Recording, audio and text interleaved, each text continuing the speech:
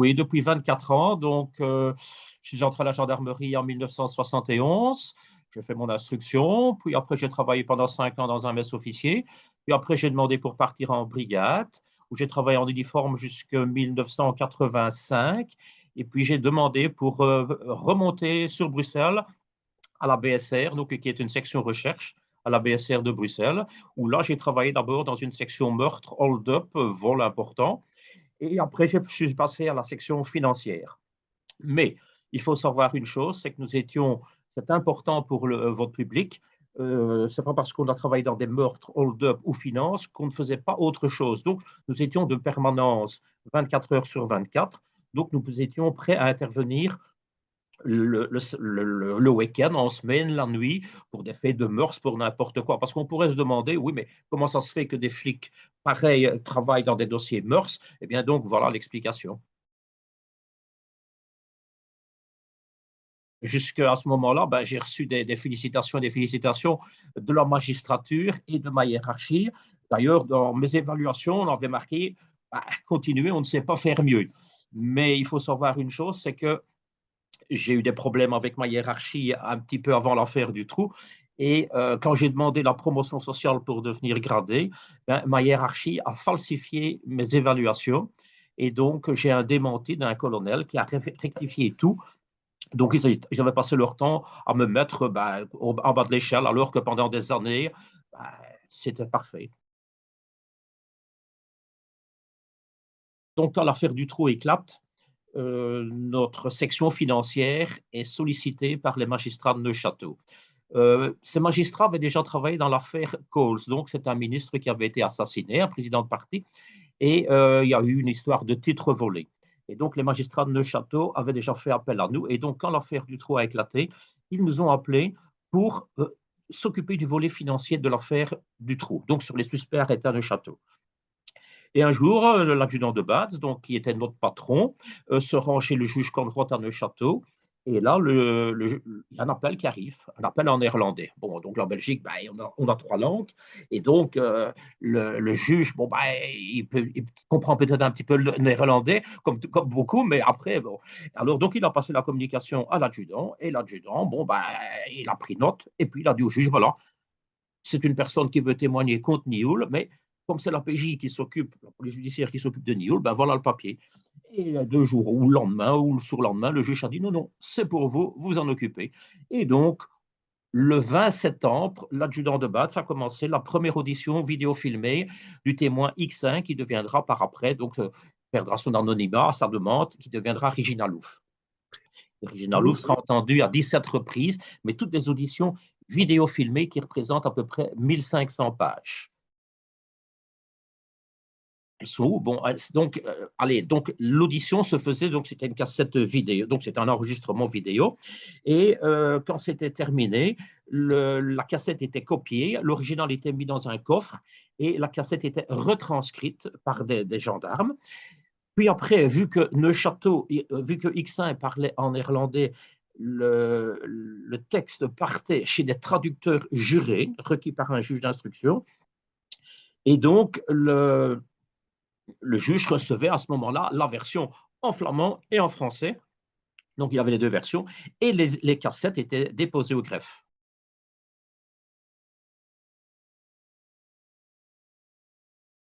Donc, ce sont des dames qui ont été abusées dans leur enfance. Bon, moi, je ne me suis pas occupé des témoins X, donc c'est difficile d'en parler. Je vais être honnête et je vais dire, bon, Regina Loufel a fait 1500 pages d'audition.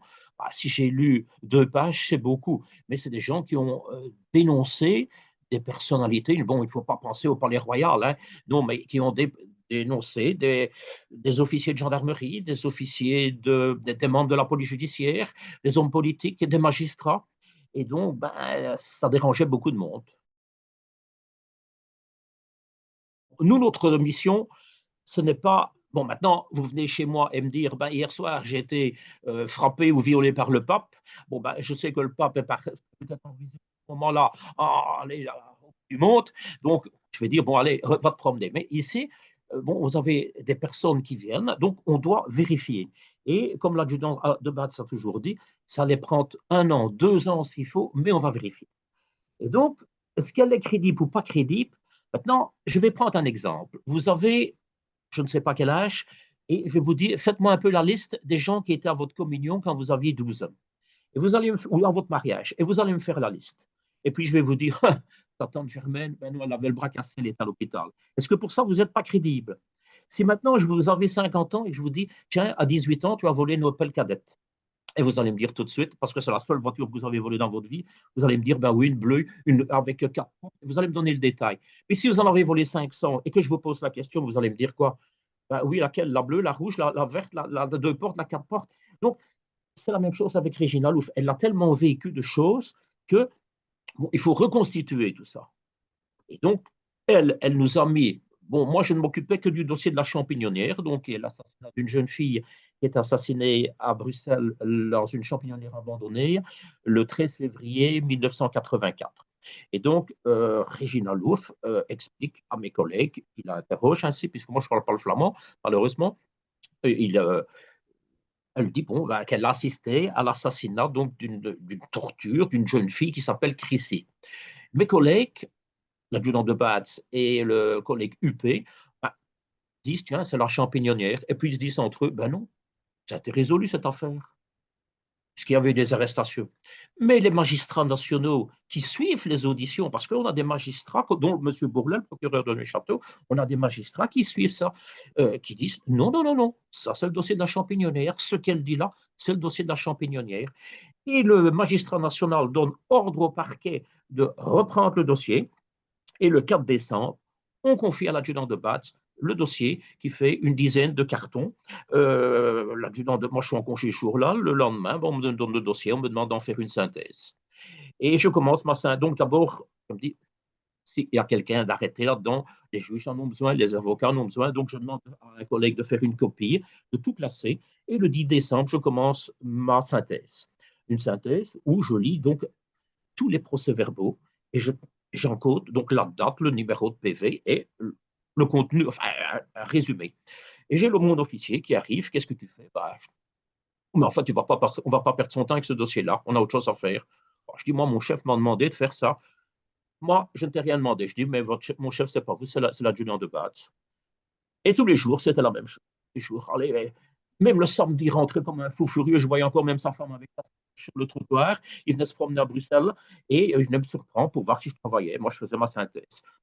Et finalement, fin décembre, non, déjà à la mi-décembre, nous avons eu le colonel Bergmus, qui était le patron du bureau central des recherches, qui est venu à l'antenne de Neuchâtel pour motiver les troupes en disant, écoutez, vous pouvez travailler, vous pouvez demander tout ce que vous avez besoin, c'est une grosse enquête. Et moi, je lui ai dit, est-ce que je peux vous parler en privé? Et il a accepté. Et donc, je l'ai reçu dans mon bureau avec un gradé et un autre collègue. Et on lui a expliqué, écoutez, nous, avec cet officier, c'est impossible. Il est négatif sur tout. Bon, alors, bon, bah, naturellement, ça n'a pas plu à mon officier. Et tous les jours, bah, il continuait, il continuait. Finalement, moi, fin décembre, j'ai dit, j'abandonne ma synthèse et je bâcle. J'en fais un PV de 88 pages. Et je suis reçu au parquet le 2 janvier. Et la magistrate me dit, Monsieur Bill, vous devez continuer. Je dis, d'accord, mais alors vous me donnez un ordre écrit. Elle m'a donné un ordre écrit, donc de continuer. Mais, Monsieur Bill, qu'est-ce qu'elle me dit? Vous ne pouvez plus écrire tout ce que vous trouvez. Vous devez simplement me le dire. Bon, moi, une magistrate qui me dit ça en pleine commission du trou, où tous les soirs, ben, quand j'avais l'occasion, je regardais les débats entre la commission, les gendarmes ou les policiers et les magistrats. Non, je ne l'ai pas dit, vous ne l'avez pas dit, un de deux ne dit pas la vérité. Bon, moi, je me suis dit, je ne joue pas dans ce jeu-là. Je suis rentré au bureau et j'ai continué ma synthèse pour en finir fin janvier avec un procès-verbal de 202 pages. Dans un fameux paquet, donc tapé 202 pages, mais bon, j'avais analysé tout le dossier. Et j'avais relevé, donc qu'est-ce que le magistrat me reprochait? Ben, je ne faisais que de relever des dysfonctionnements dans ce dossier. Pendant 12 ans, c'est la police judiciaire qui a travaillé sur le dossier, mais j'étais surpris. Bon, il y a eu 2 chefs d'enquête là-dedans. C'est déjà rare de policiers qui étaient chefs d'enquête. C'est exceptionnel parce qu'il y a des gens de la police judiciaire que j'ai entendus qui me l'ont dit, c'est jamais vu. Et qu'est-ce que je trouve dans le dossier? Par exemple, la maman de Christine Vanès, donc la jeune fille qui a été assassinée à la Champignonnière, elle est seulement interrogée en 1991, 7 ans après les faits. 7 ans après les faits, on fait un portrait robot et on dit non, c'est prématuré de le diffuser. 3 ans après les faits, en 87, il y a un appel anonyme qui arrive à la police d'Etterbeek et là on dit si vous voulez résoudre l'affaire de la Champignonnière, menez une enquête au Dolo. Le Dolo, c'était un établissement où il y avait des partous, où des policiers, des gendarmes, des magistrats, des politiciens se retrouvaient, et surtout M. Nioul. Bon. Et le juge Van Espen, donc, qui a reçu ce dossier, ce PV, a fait une apostille, donc un devoir, et il a demandé donc, de saisir la cassette et de faire une enquête. Il n'y a jamais eu d'enquête. Mais en 1996, quand l'affaire du Dutroux a éclaté, le patron du Dolo, M. Fourgeot, a été interrogé par des collègues. Et M. Fourgeot, il cite les noms des personnes qui venaient. Et là-dedans, il y a un des deux chefs d'enquête de la Champignonnière qui venait. Ah oui. Alors, par exemple, Christine Vanès, elle est décédée le 13 février 1984. La police judiciaire, quand elle commence l'enquête, elle va à l'école, et à l'école, on lui remet un certificat médical. Christine a été malade du 20 janvier au 25 janvier 1984. Logiquement, un certificat médical, il daterait du 20. Non, ici, il date du 25, donc après l'exemption. Bon, c'est un ORL. Le nom n'est pas Christine, mais Christiane. Et la logique voudrait qu'on interroge ce médecin. Il a été interrogé en 89, 59 mois plus tard, pour ne plus se souvenir. Bon, il y a eu plein d'anomalies, des choses qui ont été saisies, des choses qui n'ont pas été déposées au greffe, des objets qu'on a mis au greffe, qu'on a retirés, qu'on ne sait pas pourquoi. Et en 97, donc il faut savoir, dans la Champignonnière, il y a le juge Van Espen. Mais avant lui, quand le meurtre arrive, c'est le juge Éloi qui est en charge de ce dossier. Et le juge Éloi tombe malade. Mais en 1984, que fait le juge Van Espen? Il est avocat. Et il est même collaborateur avec Annie Bouty, l'épouse de Nioul. Et en 85, il est nommé, d'après M. Nioul, enfin, M. Van den Boenans, qui a été Premier ministre, serait intervenu pour la nomination du juge Van Espen. Et donc, le juge Van Espen, que j'ai toujours connu comme juge financier, on lui confie la Champignonnière. Non, l'ayant vu le dossier, je n'ai jamais rien trouvé de financier dans ce dossier. Bon.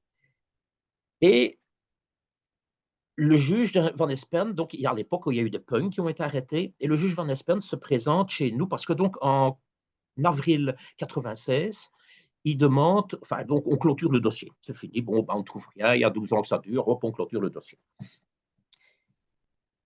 Et donc, moi, je reprends le dossier en décembre et, naturellement, les rumeurs, le tam-tam fonctionne vite. Et le 20 janvier, le juge Van Espen s'emmène dans nos bureaux en fin de journée. Nous, on travaille avec lui, on est dans la section financière, c'est un juge financier. Donc, et quoi, qu'est-ce que vous avez dans ce dossier? Je dis, il y a ça, il y a ça, il y a ça. J'espère que je n'ai pas été trompé par l'APJ qui me dit. Ce dossier, c'est le clou de mon cercueil. Oui. Et si je dois passer à la commission parlementaire, je m'expliquerai. Bon, vous savez, un juge qui vous raconte ça. Et puis, vous savez, un juge, bon, si moi maintenant je vous demande, vous êtes juge et que je vous dis, faites-moi une apostille pour aller faire une perquisition chez le pape, vous allez me foutre dehors. Mais si maintenant, on n'avait pas l'habitude de jouer avec les pieds des magistrats, donc quand on demandait des choses, c'est rare qu'un juge le refusait. Et ici, c'était des coups de frein, des coups de frein. Non, non, non, ça, non, pas maintenant, pas maintenant. Je prends un exemple. Je lui ai demandé, par exemple, un réquisitoire pour vérifier les comptes des suspects de Neuchâtel en 1984. Oui, mais non, monsieur Bill, non, les archives des banques, c'est 12 ans, c'est 10 ans. Je dis, monsieur le juge, on peut essayer. Non, non, c'est 10 ans. Oh, le lendemain, monsieur le juge, je voudrais quand même bien. Non, non, non. Finalement, tiens, voilà ton papier, il me donne mon papier. Et je fais une demande à toutes les banques et les banques commencent à me répondre parce que comme on travaille à la section financière, on avait un fax qui était programmé et dès qu'on avait un réquisitoire, on le mettait dans le fax et toute la nuit, ben, ça partait aux banques. Et le lendemain, ben, les réponses non, inconnu, inconnu, inconnu, ah, connu. Et puis après, quelques jours après, ben, vous avez les historiques bancaires et tout. Et donc, j'ai des réponses négatives. Et puis tout d'un coup, une banque qui s'appelle le Crédit Professionnel du Hainaut ben, m'annonce que dans les 72 heures de l'assassinat de Christine Van Hees, bien, Dutroux a ouvert un compte et sur son compte et celui de son épouse, ben, il y a 200 000 francs qui sont rentrés, donc 5 000 euros, 5 000 euros maintenant, qui sont rentrés là sur le compte. Et on ne sait pas s'expliquer. Donc, il y a des choses pas normales. À l'époque, par exemple, l'ADN, à l'époque du meurtre, l'ADN n'existait pas encore. Il est arrivé quelques années après. Et la police judiciaire, donc, bah, avait fait une demande d'analyse et il n'y avait rien. Mais moi, je retrouve un mégot de cigarette et je le mets à l'analyse. J'ai des résultats. Je demande au juge, est-ce que je peux le mettre? Ou est-ce qu'on peut le comparer avec le suspect de Neuchâteau? Et là, il refuse. Alors, pourquoi? Bon, alors, l'ADN, quand je prends le dossier, donc je vous dis, c'est énorme, je commence et puis je vois, je me dis, tiens, puisqu'on dit que c'est un tel du trou Nioul qui serait impliqué dans la champignonnière, ben, je me dis, je vois qu'il y a des objets, comment je vais dire, qui ont été saisis, des prélèvements qui ont été saisis, comme par exemple frottis vaginal ou quelque chose. Et je demande au laboratoire, tiens, est-ce que vous auriez encore? Ah non, monsieur, et on n'a plus rien. Je fais un procès verbal pour dire, voilà, il n'y a plus rien. Puis j'avance dans le dossier, et non, me connaissant, bon, moi je ne suis pas quelqu'un à faire quelque chose par téléphone, je refais un courrier au laboratoire qui me confirme par écrit qu'il n'y a plus rien, et je refais un deuxième procès verbal. Puis j'avance dans le dossier, et je vois qu'en 89, la police judiciaire avait fait la même demande, et on leur dit, il n'y a plus rien. Et puis je lis dans la presse en 2000 que l'année passée, donc en 99, Nioul et Dutroux sont mis hors cause parce qu'on a analysé, on a fait des analyses et c'est pas eux. Alors, c'est quand même gros. Le juge Van Espen me demande, Monsieur Bill, je voudrais bien qu'on rencontre les parents ensemble en vos locaux. Je dis, ça va, ok. Il me dit un samedi matin. Et je fais venir les parents et il me demande d'aller chercher une saisie au greffe. Donc, lui qui a fermé le dossier en avril 96 me demande en avril 97 d'aller chercher les saisies et de les présenter aux parents. Imaginez la tête, imaginez ma tête quand le juge rentre dans mon bureau, que les parents sont là. Ah, bonjour, monsieur le juge, c'est la première fois qu'on se voit sur 13 ans. Dites, monsieur le juge, notre fille, elle ne s'appelait pas Claudine, elle s'appelait Christine. Bon. Puis le juge, on va ouvrir les saisies, mais j'avais pris le soin de faire des photos de tout parce que ce sont des scellés. Donc, il ouvre, oh, Monsieur Bill, je peux avoir des gants, et il commence à faire son grand show. Oh, madame, un slip, un soutien-gorge, est-ce que c'est celui de votre fille? Ma femme, je ne sais pas vous dire, monsieur. Le père, ça, le jeans? Mais ce n'est pas le jeans qu'on m'a montré en septembre 84. Donc, vous comprenez un petit peu. Bon. Et puis, oh, Monsieur Bill,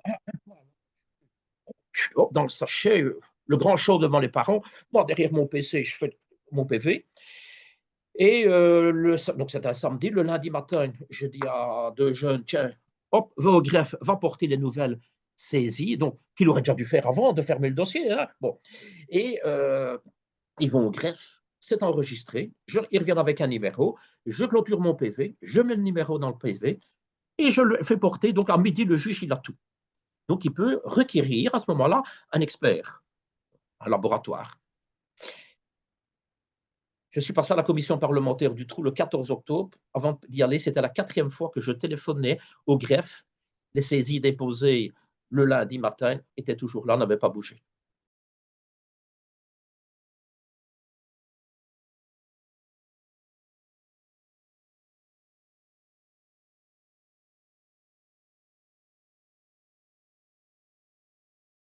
Vous avez une commission parlementaire qui a été présidée par Marc Verheugen, qui a été député, qui est devenu ministre de la Justice. Marc Verheugen, en 1999, a fait un livre qui s'appelle Parole d'homme. Eh bien, vous lisez à la page 99 de ce livre et vous allez voir, j'ai le texte ici. Je vais vous le lire parce que je dis ça, c'est quand même important. D'une manière ou d'une autre, j'ignore comment Van Espen a dû apprendre que Maric examinait ce dossier. Eh bien, ce fut comme si une bombe venait d'exploser.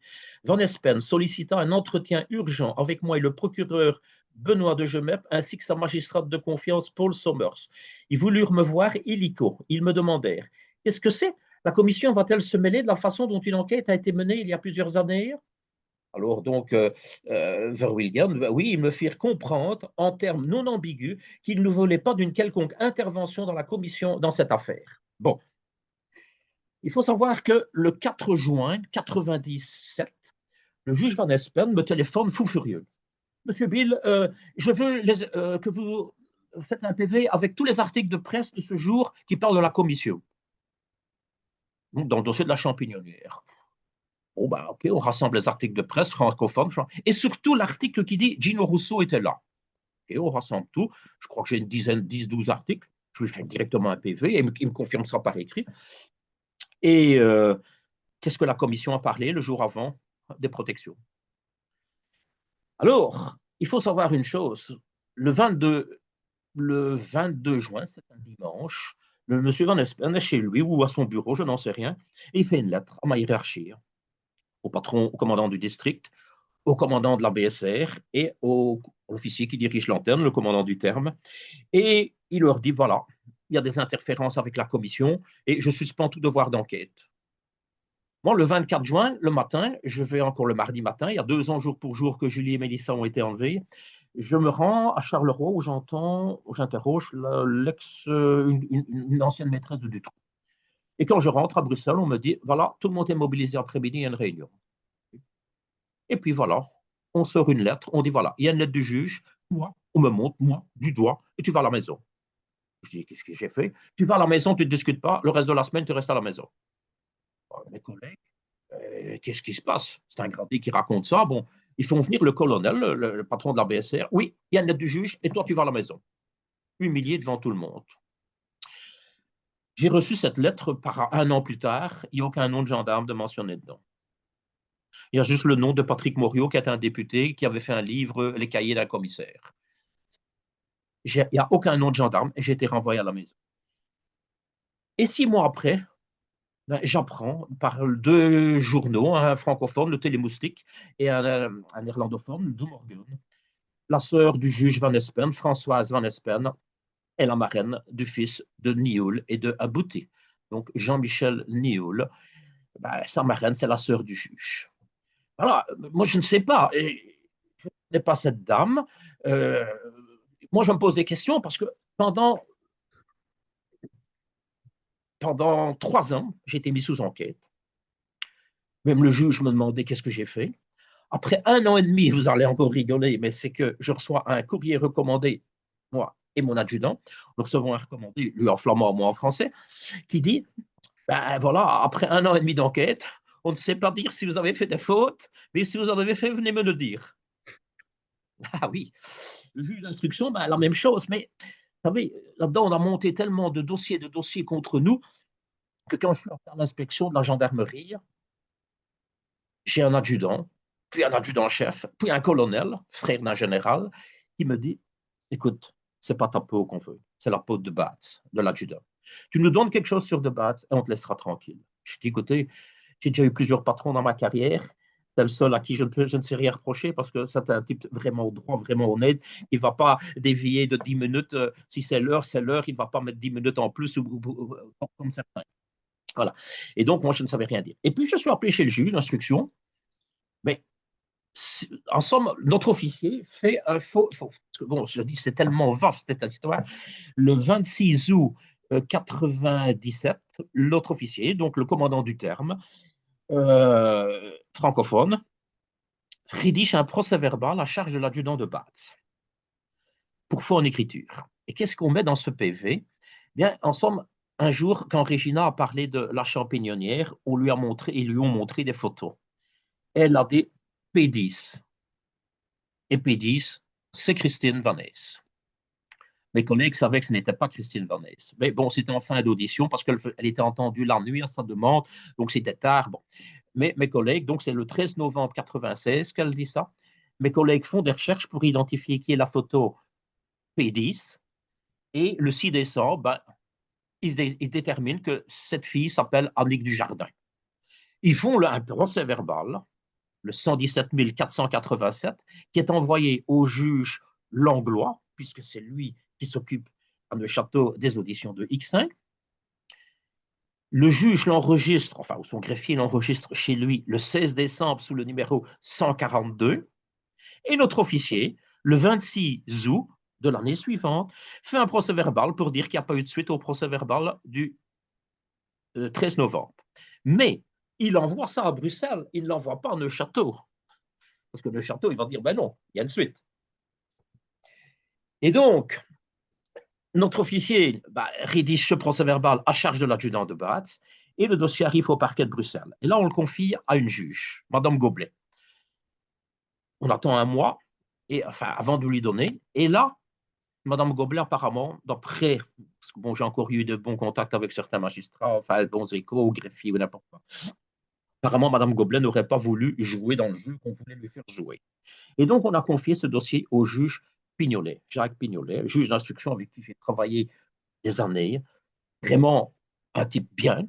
D'ailleurs, je vous donne un exemple. En 92, il achète une voiture d'occasion. Il me téléphone à moi, alors qu'il a sa police judiciaire en dessous de chez lui. Il me téléphone à moi pour me dire, tiens, vous ne savez pas vérifier si le numéro de châssis n'est pas volé. Donc, pour vous dire, moi, je passais au palais de justice, je passais lui dire bonjour et tout. Et puis, c'est le juge qui a le dossier. Et le jour où il reçoit pour la bonne administration, pour le bon suivi de la justice, le bon fonctionnement, on le confie au juge Pignolet, qui est un ancien auditeur militaire. Et à mon avis, qui joue au petit soldat, qui a tout ce qu'on lui fait. Et le juge Pignolet, le jour où il reçoit le dossier, il a justement l'adjudant de base dans son bureau, pour autre chose. Et il lui dit, j'ai reçu un dossier pour toi. Il dit, il y a eu un PV de ça. Ah bon? Bon, ça va. Et puis, on voit que notre officier, le commandant du terme, donc, là, le 2 octobre, parce qu'il a eu le dossier de 37 ans, le 2 octobre, on voit le commandant du terme, il dit, verbal, hein, et son contenu, à la page suivante, je vous suggère quand même de lire le PV 117 887. Au lieu de 117 487, il donne déjà 400 numéros en plus. Bon, si on est intelligent, si on est honnête, voilà, monsieur le juge, voilà le PV. D'abord, il aurait dû faire un procès verbal subséquent pour dire, oui, le PV que j'ai dit que n'existait pas existe. Et il ne fait pas. Et donc, le juge, le 2 octobre, son instruction est finie. Il a fini. Et non, le juge va passer son temps jusqu'au 7 juin 1999. Donc, pendant près de 2 ans, il va chercher et chercher et chercher. Qu'est-ce qu'il cherche? La première fois que je vais chez lui, on est le 19 mars 98. Voilà, je vous donne connaissance des réquisitions à votre charge. Vous êtes du chef de fond en écriture, alors que le parquet a mis ça à l'instruction à charge de X. Donc, ce n'est pas à ma charge. Au départ, c'était de base qui est visé, et c'est à charge de X. Mais il me met la pression. Et il me dit la même chose qu'à l'inspection. C'est pas ta peau qu'on veut, c'est pas votre peau qu'on veut, c'est celle de Debat. Donnez-nous quelque chose sur Debat. Je dis, je sais rien vous donner. Moi, je sais rien vous donner. Je dis, oui, mais on vous laissera. Non, je dis, je ne sais rien vous donner. Et bon, il commence à des questions. Bon, est-ce que vous avez été à l'école? Qu'est-ce que vous avez fait? Et je dis, mais enfin, encore qui joue. Et bon, aucune question sur des faux. Il me demande si j'ai gardé une copie de mes PV, de certains PV. Ah, je dis oui. Et pourquoi? Ah, parce que je dis, s'il y a une commission parlementaire, moi, je ne vais pas me retrouver allez, nu, et je veux savoir expliquer un petit peu ce qui s'est passé. Parce que, par exemple, dans le dossier de la champignonnière, vous avez un commissaire qui fait des PV, des PV, des PV, et même Van Espern. Donc, Van Espern s'écrit V-A-N-E-S-P-E-N. Et puis, tout d'un coup, vous voyez là-dedans qu'il y a 2 PV faits par ce même commissaire, et on met un H à Van Espern, donc devant le E. Ça, pour moi, flic, ça me frappe. Et dans un des 2 PV, il y a le petit ami de Christine Van Ness. Et ce PV, il était interrogé en décembre 95, donc près de 2 ans après les faits. Moi, j'ai réinterrogé ce petit ami. Je dis, vous avez été entendu combien de fois par la PJ? Une fois, de 2 ou 3 jours après les faits. Je dis, mais il n'y a pas de PV. Eh bien, le policier qui l'a interrogé n'a pas fait de PV à l'époque. Et il a refait un PV, 20 mois plus tard. J'ai un dimanche une réunion au bureau avec les parents et le frère de Christiane. Le frère de Christine nous dit, je vais vous dire quelque chose que je n'ai jamais dit à personne. Ils se regardent tous, les parents aussi. Ben oui, qui dit, quelques mois après la mort de ma sœur, à l'heure de midi, à l'école, un des deux chefs d'enquête est venu me rechercher. Il m'a ramené à la maison et j'ai mangé mes tartines devant lui. Les parents étaient partis travailler et il m'a dit que dans ce dossier, il allait avoir une promotion, il approchait des personnalités et que c'était assez grave cette enquête. Bon, moi je lui pose une question, enfin je pose une question, vous me direz, enfin pour quel rapport? Je lui dis, quelle voiture avait ce policier? La marque de la voiture. Vous allez me dire, mais enfin, il faut être con pour poser une question pareille. Ben, je dis non. Parce que il me dit une Alfa Romeo. Et la police judiciaire, à l'époque, n'avait pas d'Alfa Romeo. Donc, ce policier était venu avec sa voiture personnelle, seul, rechercher le fils de Christine à l'école. Ben, je me pose des questions. C'est du jamais vu. C'est du jamais vu. Et lui raconter ça, bon, pour moi, c'est des choses qui sont. Bon, donc, je reviens au juge Pignolet. Un jour, il nous dit, enfin, allez, je vais prendre encore des exemples parce que je crois que vous aimez rigoler, mais ici aussi, vos lecteurs doivent se dire, mais enfin, la justice n'a-t-elle que ça fait? Le juge Pignolet, donc mon collègue à l'adjudant de base, c'est né le 7 septembre 1952. X1, Régina Louf, elle est née le 29 janvier 1969. Donc, il y a 17 ans de différence. En 1970, il a 18 ans, ben, l'adjudant de base commence des études de kiné. On dirait, on ne sait pas comment c'est avant 18 ans. Hein. Bon. Il commence des études de kiné et en 72, il abandonne pour rentrer à la gendarmerie. Eh bien, j'ai un papier du juge d'instruction, Pignolet, avec cachet, signature et tout, qui demande de vérifier si X1 et l'adjudant de base n'étaient pas ensemble à l'école. Donc, elle avait 1 an et lui 18 ans, et s'ils ne se seraient pas connus à l'école. L'adjudant de base a divorcé en 1980. Le juge d'instruction, alors qu'il sait qu'il n'y a pas de foi en écriture, demande d'entendre l'ex-épouse pour connaître les causes du divorce.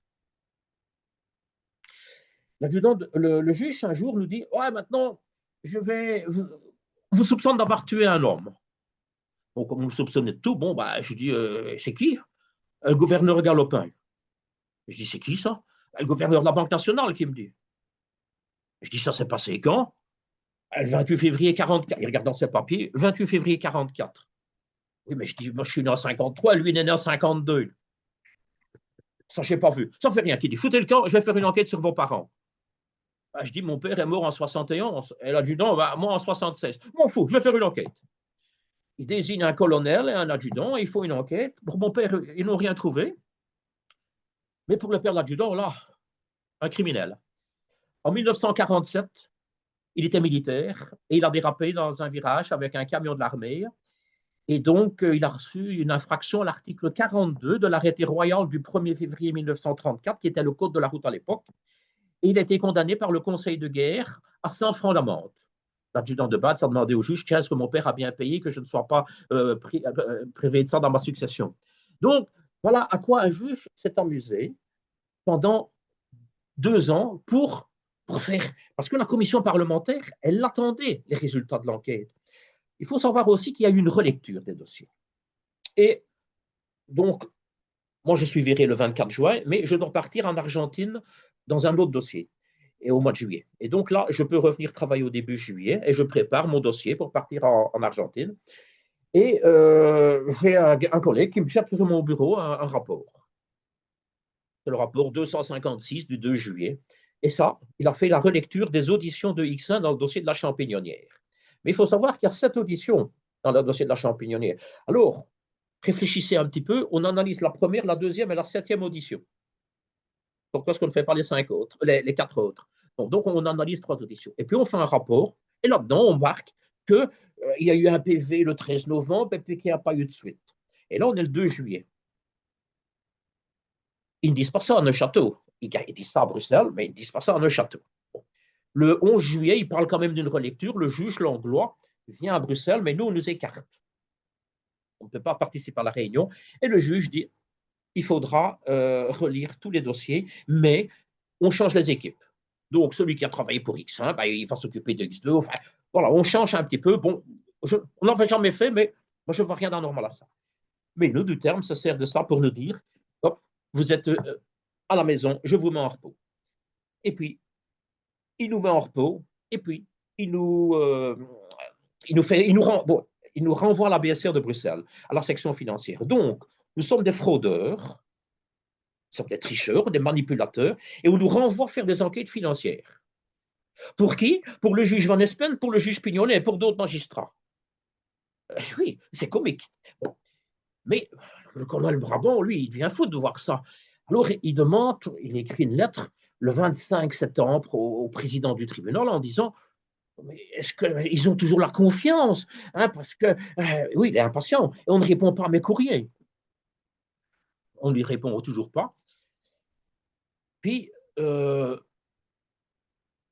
il nous met, on est vraiment à l'isolement, donc à la section financière, mais on est vraiment par l'autre bout du couloir, on est au dernier étage, presque dans les greniers, là. Et on commence à déprimer. On commence à déprimer. L'adjudant et moi, parce que bon, on a des articles et des articles dans la presse.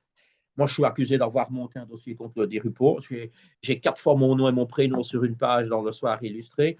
Il y a le comité P qui a fait un rapport qui est faux. C'est une autre affaire, mais ça, je vais y revenir. L'adjudant tombe malade, je tombe malade. Et on est vu par les médecins de la gendarmerie. En tout, j'ai été voir, je crois que j'ai passé 105 consultations. Je pense environ 130 consultations des séances de psy et je pense 350 séances de kiné, sophrologie, ostéopathie. Je vais demander au directeur général du personnel, le colonel Duchâtelet, au début, parce que je ne pensais pas que ça allait prendre autant d'ampleur, s'il pouvait intervenir dans mes frais financiers. Ah non, il me dit, c'est pas prévu. Les frais médicaux, hein. Ah non, c'est pas prévu. Il me dit, je dis, écoutez, mon colonel, non, il dit non, non, non. Je dis, faites un effort. Je dis, bon, il y en a pour 50 € ici, mais bon, je vais voir ce que je peux faire. Finalement, il accepte de me les payer. Bon. Et puis, on me dit, vous rentrez vos factures tous les mois. Et je rentrais une facture d'autant, détaillée avec les preuves. Donc, ce que la mutuelle ne me remboursait pas, la gendarmerie me le remboursait. Et un jour, je vais au distributeur. Quelle ne fut pas ma surprise de voir la communication torture morale. Ça correspondait au montant de ma facture. Je me dis, bon, peut-être une erreur. Quelques semaines après, je vais chercher des extraits de compte. Remboursement torture morale. Donc la gendarmerie, donc l'extrait de compte vient de la gendarmerie avec leur adresse et tout, l'état-major me rembourse mes tortures morales. Et j'apprends à ce moment-là qu'il y a 2 sénateurs socialistes, un flamand un francophone et un néerlandophone, qui font un projet de loi sur le harcèlement moral au travail. Alors moi, j'ai pris mes extraits de compte et je leur ai envoyé en disant, écoutez, à la gendarmerie, ils ne sont déjà plus au harcèlement, ils sont déjà aux tortures. On s'est redescendu chez le ministre de l'Intérieur et chez le général, ils ont dû s'expliquer. Puis après, on ne l'a plus écrit. Enfin, donc, c'est risible, mais là, tout ce que j'ai vécu.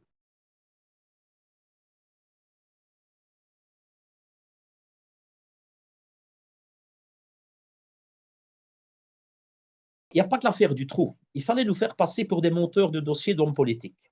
Alors, le 15 novembre 96, je suis au bureau, c'est un jour férié pour nous. C'est la fête de la dynastie, donc la fête du roi.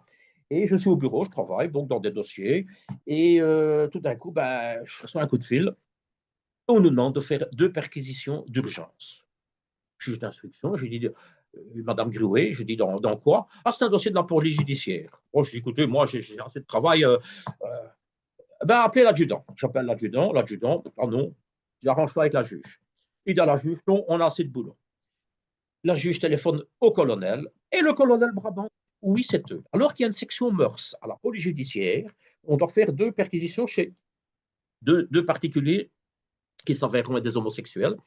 On fait des perquisitions chez 2 particuliers et on doit retrouver des cassettes pornographiques, pédopornographiques.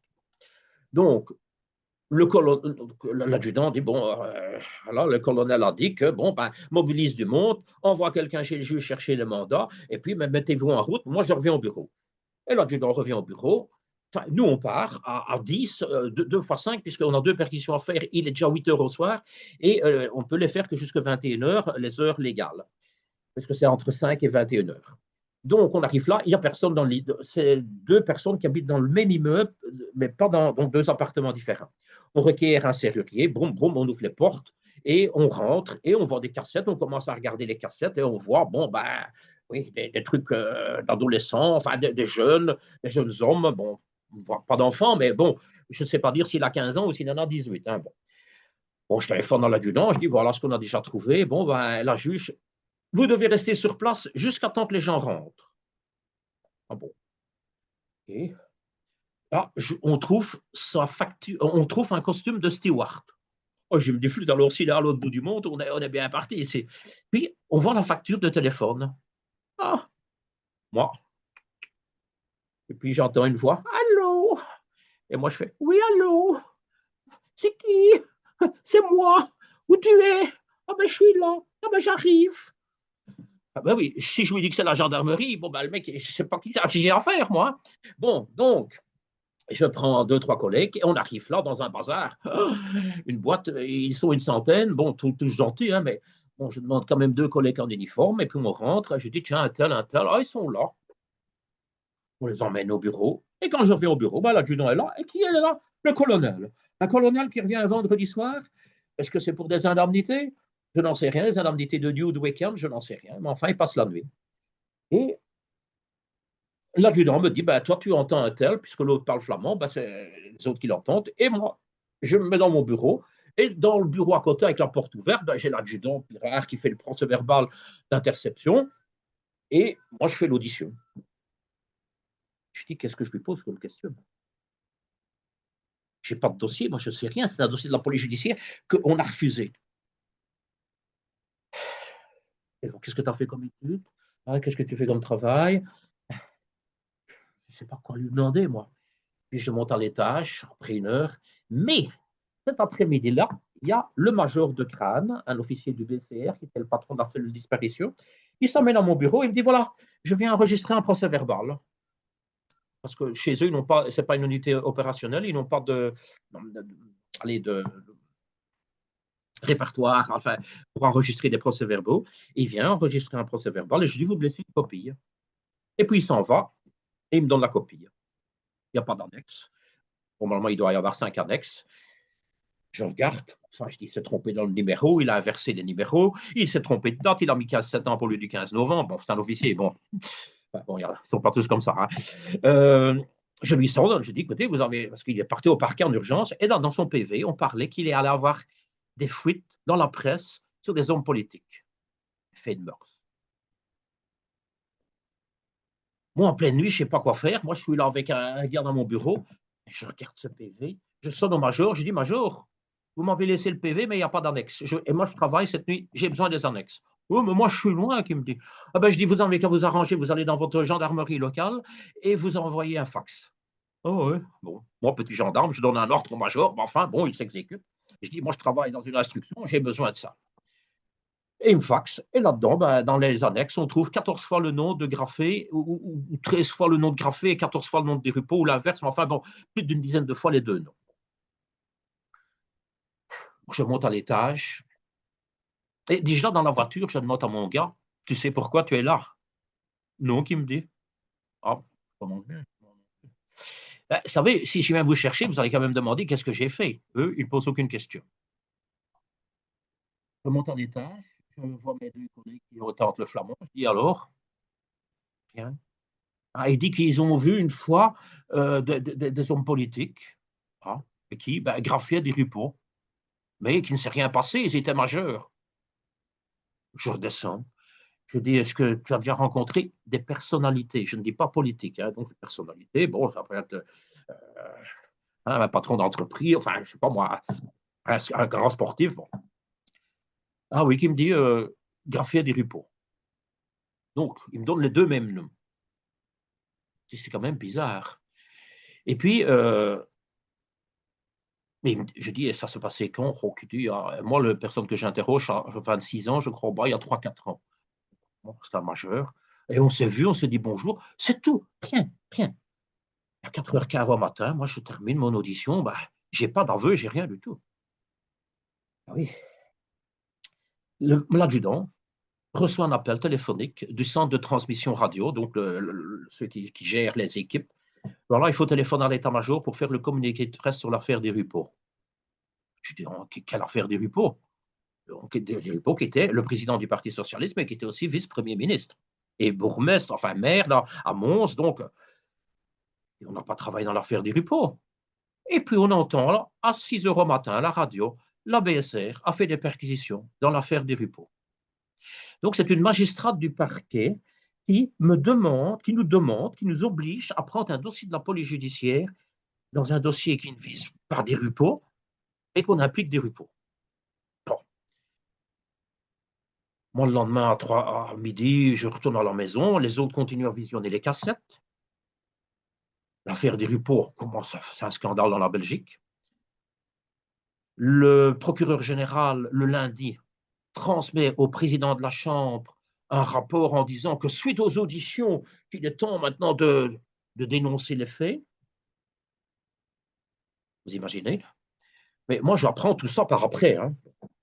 Le 28 novembre, je vais au parquet de Bruxelles pour une affaire, pour une autre affaire, et je vais chez la magistrate qui nous avait obligés, Madame Sommers, celle qui m'avait dit aussi de ne pas inscrire tout ce que je découvrais dans le dossier de la champignonnière, et elle me dit, Monsieur Bill, tenez, voilà une apostille, y a-t-il des enfants en danger dans cet appartement?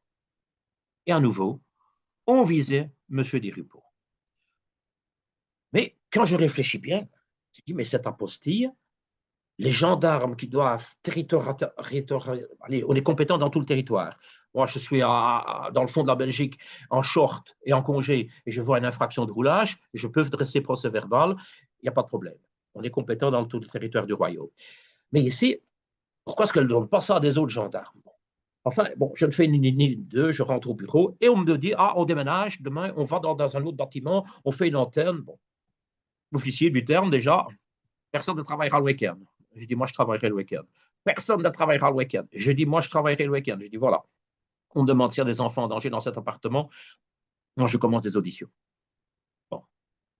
Enfin, bon. Je n'ai jamais vu rire, mais enfin, bon. Et j'entends donc, parce qu'ensemble, c'est une dame qui est allée à la BSR de Wavre, donc à 20 km de Bruxelles. Elle a dit qu'elle avait appris ça par son frère, qu'il y a eu une altercation dans un hall d'immeuble à 3h au matin avec le père d'un mineur et des Rupeaux. Donc, elle déclare ça là. Le dossier arrive à Bruxelles et à Bruxelles, Monsieur Bill. Alors qu'elle a une section mœurs à la PJ et une section mœurs à la BSC. Non, Monsieur Bill. Bon. Monsieur Bill, qu'est-ce qu'il fait? Ben, il entend le frère de cette dame le samedi.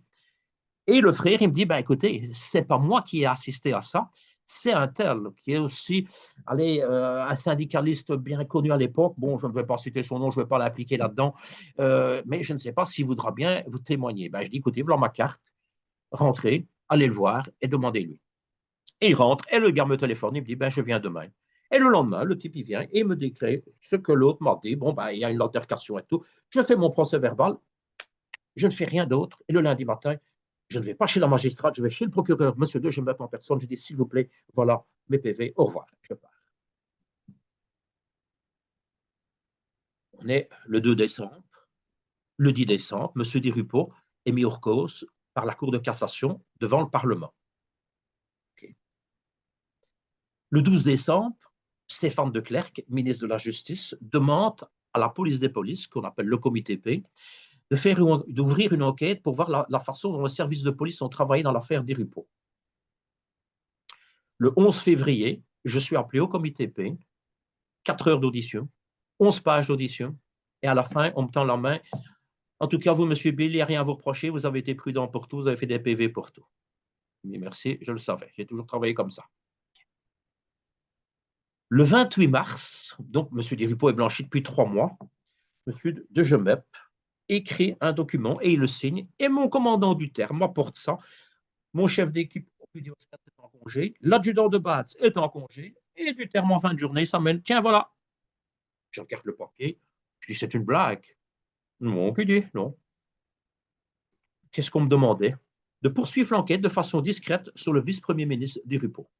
Et on évoquait le dossier du 28 novembre. Si c'est le 28 novembre, il a été blanchi le 10 décembre. Donc, je n'ai pas. Bon, on me connaît, on sait que je suis un fonceur. Ils se disent, Bill, ce soir, il est parti, il va aller faire des observations, il est capable d'arrêter du repos. Bon, moi, qu'est-ce que j'ai fait? J'ai fait un procès-verbal pour dire que je n'avais pas d'autres éléments. Et j'ai fait un rapport confidentiel en disant, moi, je ne travaille plus dans d'autres dossiers. J'ai déjà été interrogé à la police des polices. Moi, c'est terminé. Je ne donne plus. Je me suis renseigné par après. Cette apostille n'a jamais été donnée à un autre policier. C'était un piège qu'on me tendait. Bon. Le comité P sort son rapport après toutes leurs auditions, parce qu'ils ont entendu des gens de la police judiciaire, des gens de la PSR. Colonel Brabant n'a pas été entendu, lui. L'adjudant de Batz, oui, il a été entendu. Alors que l'adjudant de Batz, c'est ce qu'il a fait. Rien. Il est resté dans son bureau, il n'a pas fait de perquisition, il n'a pas fait d'audition, mais il a interrogé, il est mis en cause. Et puis, le comité P sort son rapport, qui est d'abord en fuite dans le journal Le Soir. On voit ça, ok, on attend. Et le 7 juillet, le rapport sort officiellement. Le 16 juillet, le ministre Van de Lanotte, socialiste flamand, fait changer la loi, pour nous. Il fait changer la loi en ce sens que la loi du décembre 73 de la gendarmerie, je crois, il ajoute un article comme quoi maintenant le ministre de l'Intérieur peut donner injonction au commandant de la gendarmerie d'ouvrir une enquête sur des gendarmes. C'est le 16 juillet que ça. La loi est tout de suite votée, elle est publiée au Moniteur le 24 juillet. Ça va très vite, hein, le Moniteur belge, donc c'est pour publier la loi. Le 25 juillet, le ministre donne déjà son injonction et demande d'enquêter sur de Batz et Bill. Mais d'une bonne source, d'une très bonne source, il aurait dit, le ministre, pour que ça fasse plus vrai, il faut trouver deux autres clowns. Et on a pris les collègues Éloire et de Mulder qui ont visionné des cassettes. Bon, ils ont été à 7 aussi, mais il fallait que ça fasse plus vrai. Bon, on est quand même. Ceux qui ont entendu le flamand, ils ne sont pas mis en cause, on ne les interroge pas. Non, c'est Bill et de Batz. Le 2 août, je suis rappelé de congé. On me dit, voilà, demain, il faut se présenter chez le colonel Intel. OK. L'adjudant, lui, il est en Corse. Vous comprenez bien, vous attendrez. Hein, bon. Bon, moi, je me présente et je vois mes deux collègues, Éloire et de Mulder, qui sont là aussi. Et on me notifie que je suis mis sous enquête préalable sur décision du commandant de la gendarmerie, sur injonction du ministre. Et que c'est le major de Messmacher qui va, le major juriste de Messmacher qui va être chargé de l'enquête. Le major de Messmacher qui est actuellement le grand patron de la police fédérale en Belgique, que je ne connaissais pas. Donc, moi, je rentre à mon bureau, je suis en congé, je repasse à mon bureau, je lui téléphone, major, oui, est-ce que je peux venir? Oh non, non, tu ne me dis pas maintenant, tu me dis le mois prochain. Ah ben, je dis, écoutez, le mois prochain, je pars en vacances en Turquie. Là, mon numéro de téléphone, quand vous avez besoin de moi, vous m'appelez. Mon portable. Fin septembre, rien, je lui téléphone, major. Non, non, qui ne me dit pas maintenant. Septembre, octobre, novembre, major. Non, non, pas maintenant. Décembre, janvier, non, non, pas maintenant. Février, mars, pas maintenant. Mois de juillet, mon avocat lui écrit, pas de réponse. Au mois d'octobre, mon avocat lui téléphone, donc il y a l'année suivante, hein, bah, qui dit, maître, je suis embêté, et qui dit, je ne sais pas ce que je dois leur poser comme question. Bon, fin janvier, il y a 1 an et demi qu'on est sous enquête, bah, Patrick et moi, on se rend à l'état-major et on dit, voilà, on va faire la grève de la faim, on va s'attacher aux grilles, vous ne nous aurez pas interrogés. Bon, ça va, calmez-vous, qui dit le major. On va fixer 2 dates. L'adjudant, ça sera le 5 février, et toi, ça sera le 12 février. Ça va. Et on va vous apporter le dossier à la maison. Oui, on est malade. Ah, il y a mon tard qui arrive. Poup, un dossier, moi, je remonte à l'appartement. Un dossier en flamand. Bon, j'envoie un fax. J'ai reçu un dossier en flamand, je ne comprends rien. Hop, le monteur qui vient. Ah, c'est trompé, voilà, dossier en français. Et je me mets à ma machine et je commence une audition, ma déclaration de 34 pages. Et je les envoie par fax au major. Je sais que le lundi, mardi, mercredi, il avait une réunion pour l'organisation de la police des chemins de fer. Et le jeudi, il me dit, eh ben, on se voit demain. Et il me dit, ton audition m'aide beaucoup. Ah ben, je dis, si vous êtes ça, je viendrai avec ma disquette. Et donc, le lendemain, je suis venu avec ma disquette et il m'a reçu avec un lieutenant, Bruno Van Doren, qui est maintenant dans la police de Charleroi, aussi quelqu'un de très correct. Et donc, ben, on relit mon audition. Et à la fin, il me dit, ben, j'ai une question à te poser. Ah bon, comment il s'appelait l'adjudant qui était dans le bureau à côté? L'adjudant Pirard. Ah ben, ok. Ben. Il me dit, ben, pour toi, ben, je ne vois pas ce qu'il y a à te reprocher. Bon. Mais la veille, le juge Pignolet, qui a le dossier des Rupeaux, j'allais faire mes courses. Il me téléphone dans une demi-heure à mon bureau. Je dis, mais pourquoi? Dans une demi-heure à mon cabinet. Je sonne à mon avocat, je dis, qu'est-ce qu'il a encore? L'avocat, ben, il me dit, il ne veut pas me dire, allez-y. Bon, ben, j'y vais. Et il me dit, et il commence à m'interroger. Ben oui, j'ai reçu un dossier de la juge Grouet et je l'ai reçu avant-hier. Et voilà. Et pourquoi est-ce que vous avez fait des perquisitions le 15 novembre? Et qu'est-ce qui s'est passé? Je dis, monsieur le juge, quand mon audition sera finie, après, moi, je vais vous en faire une complémentaire. Oh, j'ai pas le temps. Jeudi, j'en ferai une complémentaire. Il m'a interrogé de 11h, 11h30 jusqu'à 14h, puis ils sont allés manger. Je suis revenu à son bureau à 15h et j'ai refait une audition avec 17 points.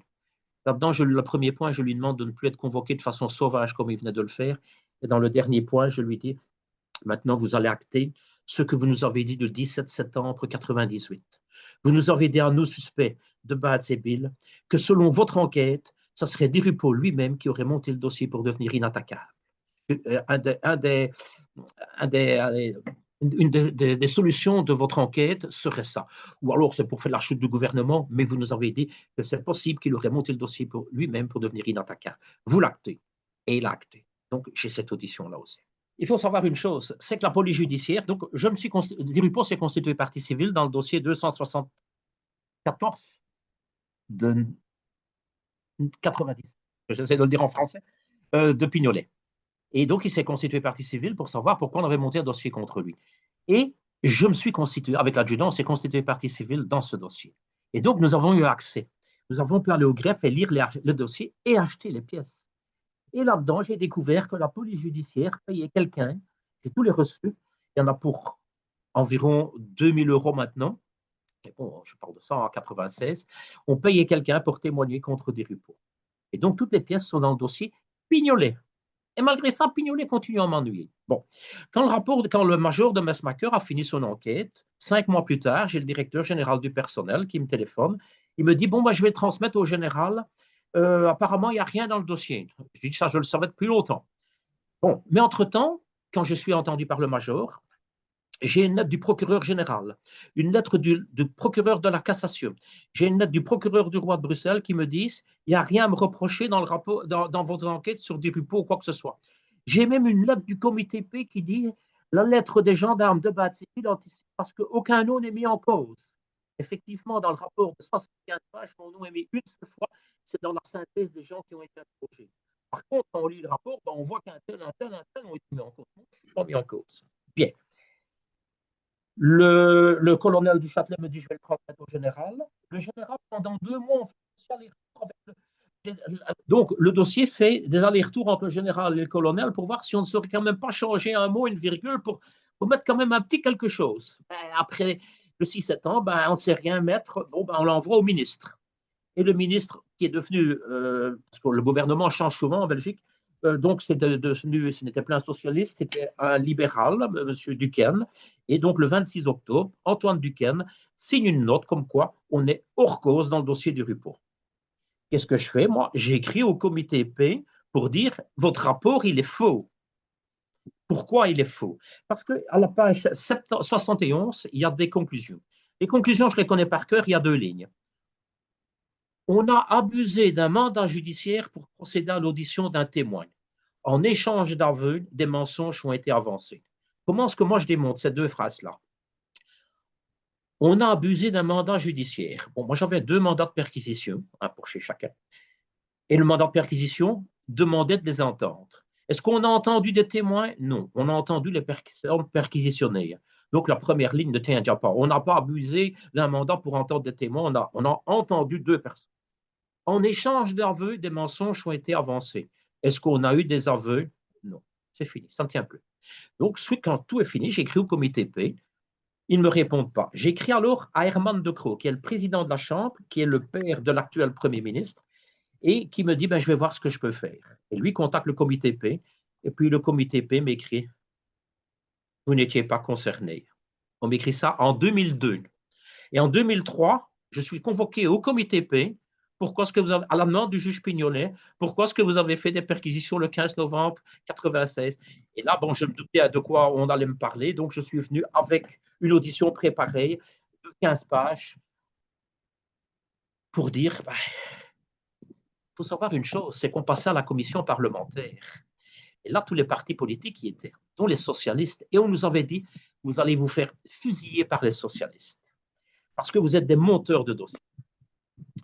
Et donc, il y a un grand animateur de télévision en Belgique qui s'appelle Pascal Vrébos. Pascal Vrébos qui animait Controverse. Et Pascal Vrébos me téléphone et il me dit, parce qu'on s'était connus avec l'affaire du trou, et il me dit, qu'est-ce qui se passe avec cette affaire des Rupeaux? Ben, je dis, écoute, je dis, si tu pouvais organiser une rencontre, toi qui connais tant de monde, si tu pouvais organiser une rencontre avec des Rupeaux, je serais content. Et je voudrais lui prouver qu'on n'a pas monté de dossier contre lui. Qui dit, je vais voir ce que je peux faire. Et un dimanche, il me téléphone et il me dit, tu peux venir aujourd'hui à 17h dans mes bureaux. Et je dis, Rupeaux sera là? Je ne sais pas, il me dit. Viens avec de Bats.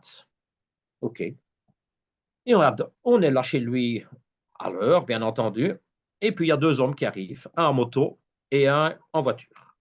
Ce sont deux députés socialistes, Patrick Mouriou, malheureusement décédé, et le député Erdekens, qui était à la commission parlementaire.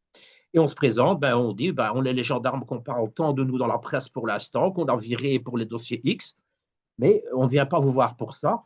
On dit, on va passer à la commission parlementaire, il y a un rapport du comité P qui n'est pas juste, et on ne nous demande pas d'explication. Et Erdekens dit, ben, je vais essayer de vous faire passer à la commission. Je dis, ben, il n'y a pas besoin. On a déjà été reçu par le conseiller, tout est prévu, donc ça va, qu'il me dit. Et on s'en va. Et le 14 octobre, on passe à la commission.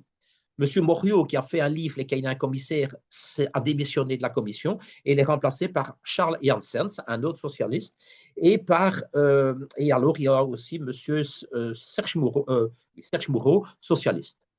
La première question de Serge Moureau, c'est oui, mais vous avez monté un dossier contre moi. Ah non, on n'a pas monté de dossier. Et alors on commence, bah, écoutez, il y a eu des fouilles dans un charbon, à Jumet, dans un charbonnage. On nous a dit que c'était nous, on n'y a jamais été. On nous a dit qu'on avait fait le dossier à Brassac, on n'y a jamais fait. On a dit qu'on avait fait un dossier sur le commissaire de la police judiciaire de Vroom, on n'a jamais fait. Et on n'a pas fait de dossier contre vous. Ah bon, donc là, ça se calme. Quand c'est fini, on a parlé 4 heures. On n'était pas des amnésiques, comme on en a vu certains. Le monsieur Erdekens et monsieur Janssen nous disent ben, venez dans notre bureau, on va prendre un verre. On nous invite à prendre un verre. Vous voulez un petit gâteau? Nous, on doit retourner travailler, vous êtes ici chez vous. Je dis, non, nous, on rentre. Hein. Et donc, on est le 14 octobre 97. À la fin de l'année, M. Erdekens nous envoie ses vœux. Le 16 février, la commission rend son rapport. Et là-dedans, ben, on fait des reproches. Entre les pages 150 et 160, c'est consacré uniquement à nos problèmes de l'antenne. Et on dit que bon, ben, l'équipe a travaillé, a fait 250 apostilles dans le dossier de la champignonnière et il n'y a jamais eu de remarque, qu'ils sont surpris de l'attitude du juge et de notre officier, mais donc ils signent ce rapport. Nous, on n'est rien contre nous. Quelques jours après, M. Erdekens dit « Oh, si c'était à refaire, je n'aurais pas signé ce rapport. » Puis il commence à parler à la télévision. Il y a un gendarme adversaire qui va le voir. Et là, on est au mois de mai, juin. Et il dit, ah, mais moi, de Bad, c'est Bill, mais moi, je les ai rencontrés chez un journaliste, je ne vais pas dire le nom, et avec un député dont je ne dirai pas le nom. Et d'ailleurs, s'ils sont identifiés, ils vont nier. Et ils sont venus avec les auditions des X qu'ils voulaient nous donner. Le gendarme, officier de police judiciaire, a le devoir, selon l'article 29 du Code d'instruction criminelle, de faire un procès verbal. Il n'en fait pas. Et il contacte Madame Sommers, encore elle, qui, elle, fait un procès-verbal et elle dit, j'ai téléphoné à M. Erdogan avant son départ en vacances. Il m'a raconté que le lendemain de la rencontre, mais il refuse de dire où ça s'est passé ni qui était là, sauf de Batsebil. Et le lendemain de la rencontre, son ami parlementaire distribuait à qui le voulait les auditions des témoins X.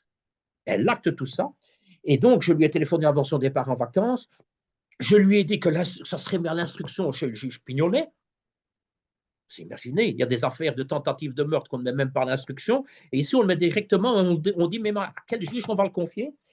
Et si besoin, le juge vous appellera. On attend que le juge revienne de vacances et le 8 septembre, on lui donne le dossier. Et le 9 septembre, en avant, le journaliste est déjà identifié, Erdogan est déjà dans le bureau, le gendarme qui a été raconté ça à la magistrature est dans son bureau. Nous, on verra tout ça par après en lisant le dossier. Hein. Et le 17 septembre, le juge téléphone à De Baets en disant venez dans mon bureau. Mais comme on est malade et qu'on est tout le temps ensemble, on habite à 20 km un de l'autre, bah, il vient me chercher. On se dit c'est une occasion de se voir. Et il rentre chez le juge, et moi j'attends dans le couloir. Hein, on se dit c'est pour le dossier ouvert par du terme. Hein. Et le juge lui dit tiens, vous avez déjà rencontré Erdogan? Ah oui, qui dit allons vers la commission, mais bon, on l'a rencontré chez Vreboss avec Bill et Morio. Quoi, il dit vous avouez? Ben, avouez quoi, qui dit De Baets? Ah, qui dit le juge, c'est encore un PV à la Sommers. Donc, en parlant de la magistrate, hein, c'est encore un PV à la Sommers. Écoutez, qui dit De Baets, Bill est dans le couloir, vous n'avez qu'à l'appeler. Non, non, qui dit je ferai ça un autre jour. Non, non, qui dit De Baets, je ne veux pas qu'on dise qu'on s'est mis d'accord. Je sors et vous le faites rentrer. Bon, ben ça va, il fait une audition. Puis le juge me fait rentrer. Ah, vous connaissez Erdogan? Ah oui. Ben, où l'avez-vous rencontré? Ben, je dis, je l'ai rencontré la première fois dans les locaux d'RTL avec Pascal Vreboss. Puis je l'ai rencontré chez Pascal Vreboss. Et puis je l'ai rencontré. Quoi, vous avouez? Mais je dis, avouez quoi? Ben oui, je dis, on est allé chez Vreboss un dimanche avec Morio et il me dit la même chose. C'est un PV à la Sommers. Bon, moi, je ne sais pas. Je ne sais pas que Morio, vrai boss, sont entendus ou pas. Moi, je découvre tout ça fin décembre quand j'ai accès au dossier. Le 20 octobre, on a une réunion secrète à l'état-major. Le colonel du Châtelet nous dit, avec nos avocats, bon, on va tout arrêter là, on va faire la paix. Toi qui dis à l'adjudant, je te nomme chef de la BSR de Bruges, en flamand. L'adjudant, pour se foutre de lui, moi, je ne connais pas le flamand de là-bas. Et toi, tu vas à la BSR de WAF. Ah non, moi, j'ai acheté un appartement à Bruxelles, je ne bouge pas de Bruxelles. Ah bon, qui dit, bon, ben, ça va, alors, tant pis. Hein. Donc, il n'y a aucune enquête de terminée, mais on veut déjà faire la paix.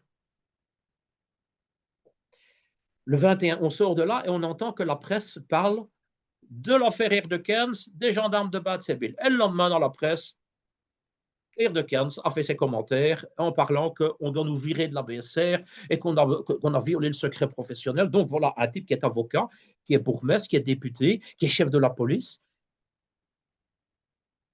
qui a connaissance d'une violation de secret professionnel et qui ne dénonce rien. Il nous écrit même, il nous invite même à boire un verre dans son bureau, il nous a écrit des vœux et il ne va pas nous dénoncer. Il attend qu'un gendarme vienne le voir. Et puis après, il nous dénonce. Bon. Le 28 octobre, une semaine plus tard, il y a un article dans le Soir illustré et on dit que les choses vont bouger. Et effectivement, ce jour-là, on est convoqué chez le juge, Patrick et moi. On est là, le juge attendait sur le banc, à l'extérieur. On attend. La greffière sort, elle revient avec Erdogan. Et donc, le juge avec Erdogan commence à discuter, eux deux, dans le bureau, et puis on me fait rentrer. Et on me fait une confrontation avec M. Erdogan. Et qui dit, oui, ils nous ont montré ci. Je lui dis de quel X, il ne sait même pas. Je lui demande si c'est en français, en flamand, je ne sais pas. Mais puis c'est De Baets, même chose. Mais Morio et Vreboss, eux, ne sont pas là. Moi, j'ai dit au juge, pourquoi est-ce que les autres personnes ne sont pas présentes? C'est moi le juge, c'est moi qui décide. Bon. Confrontation terminée. 2 jours après, je vais chez le juge. Il me dit, je dois vous voir prochainement. Je dis, je sais pour m'inculper. Comment vous savez ça? Je dis, il y a déjà un journaliste qui m'a téléphoné et un homme politique. Ah bon, ben, je vous verrai. Il me téléphone, je le crois, le 3 novembre, et il me dit, voilà, vous venez demain avec de Bats. Je dis, je viendrai tout seul. Pourquoi? Sa compagne est à l'hôpital, je viendrai tout seul. Ça va, qu'il dit, venez. Bon, j'arrive à son bureau, il me dit, bon, ben voilà, presque en pleurant, j'ai pas le choix. Je dois vous inculper. Écoutez, maintenant, monsieur le juge, maintenant, on va arrêter les frais.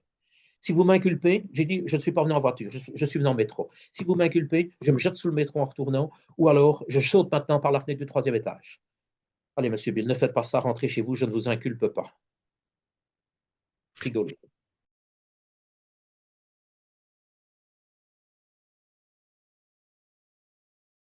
Oui, j'ai été blanchi après toutes les enquêtes. Donc, on a reçu le non-lieu. Bon, il n'y avait rien, rien, rien. Pour rien de terme, j'ai eu une inculpation, parce que j'ai quand même été inculpé 15 jours après. J'ai été grossier vis-à-vis du juge qui il m'a dit je ne fais pas de PV d'outrage. Et 2 mois après, le procureur du roi me téléphone pour me dire bon, il n'y a rien dans le dossier, je vais prendre des réquisitions de non-lieu. Donc, j'ai reçu un premier non-lieu. Et puis après, ils ont pris des réquisitions de non-lieu dans le dossier du terme. Dans le dossier bis, il y a des éléments qui n'ont pas été examinés. Dans le dossier des X, on a fermé les dossiers. Alors, moi pour moi, qui est-ce qui dit que dans le dossier, dans toutes les personnes citées par X, ne va-t-on pas retrouver une empreinte qui pourrait ressortir dans le dossier bis? Parce qu'il ne faut pas oublier le juge Langlois. Le 30 janvier 98, il y a une grande conférence de presse, tous les magistrats sont là, et ils disent, pour nous, X1 n'est pas crédible, il n'y a rien, on n'a rien su prouver. Et 31 jours plus tard, le 2 mars, le juge Langlois, j'ai l'apostille, j'ai le papier, il écrit du terme, avant de fermer le dossier X5, est-ce qu'on a bien vérifié tous les axes d'enquête ont-ils bien été vérifiés? À part ça, 31 jours avant, on a dit aux gens, au public, il n'y a rien. Et donc, pour moi, le dossier bis, je ne dis pas à 100%, mais on a fermé le dossier X1 et on ne veut pas examiner le dossier bis. Alors, est-ce qu'il y aurait des éléments à mettre en rapport? Et c'est ça que j'ai fait une pétition que j'ai adressée à Sa Majesté la Reine, au Premier ministre et au ministre de la Justice. Et le Palais Royal m'a répondu, vous avez adressé ça aux bonnes personnes. Voilà. Et le ministre de la Justice ne m'a pas répondu, le Premier ministre ne m'a pas répondu. J'avais envoyé des mails à des repos, donc l'année passée encore, au Premier ministre, tous ses vice-premiers ministres, et finalement le ministère de la Justice m'a dit contactez le Conseil supérieur de la justice. J'ai écrit au Conseil supérieur de la justice le jeudi, le jour où on me l'a dit. Le vendredi, j'avais une lettre par mail en me disant monsieur, voilà le numéro de dossier, donnez-nous votre adresse et le nom des magistrats que vous mettez en cause. Alors j'ai répondu, mon adresse, vous n'en avez pas besoin, on va correspondre par mail. Et les magistrats, voilà la liste de 10 magistrats que je mets en cause. 2 mois après, je les ai recontactés, j'ai demandé, tiens, où est-ce que ça en est? J'ai plus de nouvelles. L'instruction est toujours en cours. Je dis, instruction de quoi, puisque vous n'avez pas de nom? Vous n'avez que des noms. Et ils n'ont pas répondu. Et maintenant, il y a 2, 3 mois, on m'a répondu, voilà, ben, il n'y a rien du tout, on clôt le dossier. Ah oui, je mettais le procureur général en cause. Le procureur général, quand l'instruction du juge Pignol a été finie, il s'est permis d'envoyer un rapport de 17 pages, le 30 mars 2000, à l'état-major de la gendarmerie. 17 pages d'accusation. J'ai une lettre de l'état-major de la gendarmerie qui dit, il n'y a rien. De base, ça la même lettre en flamand. Il n'y a pas un mot qui tient la route. Pas un mot qui tient la route. Je prends un exemple. Il dit, les gendarmes ont fait l'audition de M. V, il met son nom, hein, M. V, ils n'ont pas fait de PV. Il met ça à la page 5. À la page 6, les gendarmes ont fait l'audition de M. V, ils n'ont, semble-t-il, pas fait de PV. Ils ont fait un rapport que je joins en annexe. Vous allez dans le rapport, à la page 3 ou à la page 4, à la 40e ligne, il y a le numéro du PV. Donc, ce rapport à un procureur général, il dit par exemple, M. Bill n'est pas crédible, il demande le 30 décembre de faire une surveillance téléphonique sur un numéro, or le numéro n'a été connu qu'en avril de l'année suivante. Les enquêteurs qui ont fait l'enquête préalable sur nous ont vu qu'à la page 3 de mon PV du 30 décembre, à la 3e ligne, il y a le numéro de téléphone à surveiller. Donc, le rapport du procureur général, il n'y a rien qui tient la route. Le juge Van Espen est allé faire des fausses déclarations et je vais vous donner un élément formidable. Le juge Van Espen a demandé un petit peu à X1 quels sont les contraceptifs qu'elle prend. Mais X1 ne pouvait pas être interrogée par écrit, donc elle était toujours interrogée par caméra.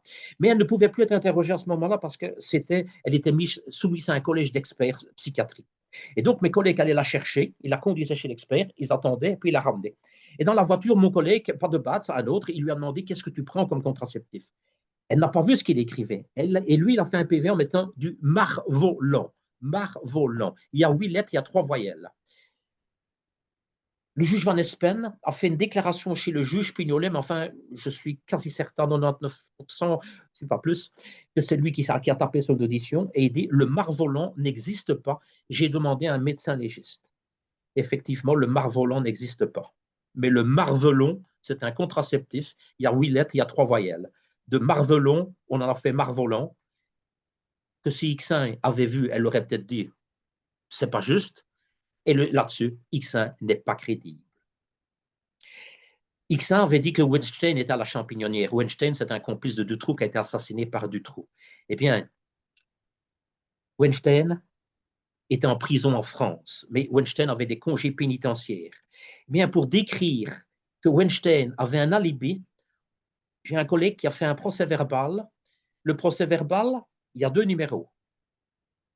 152, 488 sur la première page et 487 sur la deuxième page. Il y a 3 dates, ce procès-verbal. Sur un, à la première page, c'est le 10 mars, sur l'autre, c'est le 10 octobre, et à la deuxième page, c'est le 16 octobre. Alors, oui, mais j'ai les pièces, j'ai acheté les pièces, et tout ça, tout ce que je vous dis là, a été dénoncé au ministre de la Justice, au ministre de l'Intérieur, au procureur général, au magistrat de Neuchâtel. Je l'ai dénoncé. Tous les jours, j'écrivais, je dénonçais. J'ai fait il n'y avait pas le mail à l'époque, ou alors ça coûtait cher, c'était rentable, les lignes téléphoniques. J'ai fait des dizaines, des centaines de fax pour tout dénoncer.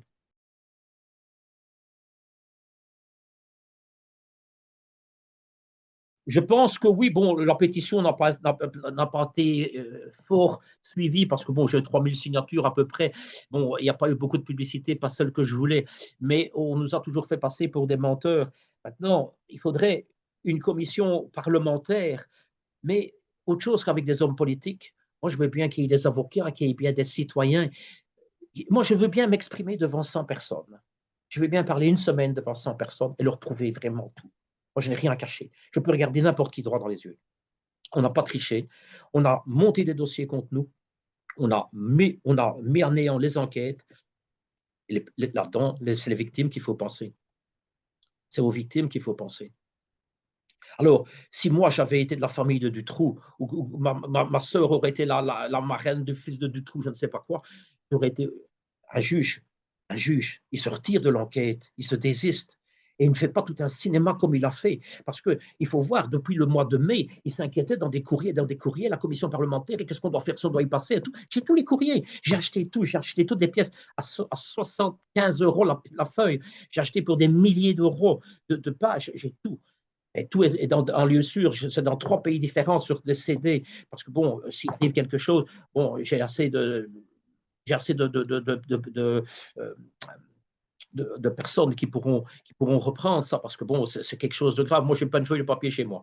Je n'ai pas besoin. Tout est dans la tête, vous l'avez bien vu. Je peux vous donner des dates, des numéros de PV. J'ai refait, le mois passé, une ligne de temps. Vous allez rire. J'ai fait une ligne de temps en Access et elle fait 2600 lignes. Les dates et ce qui s'est passé. Je connais le dossier par cœur.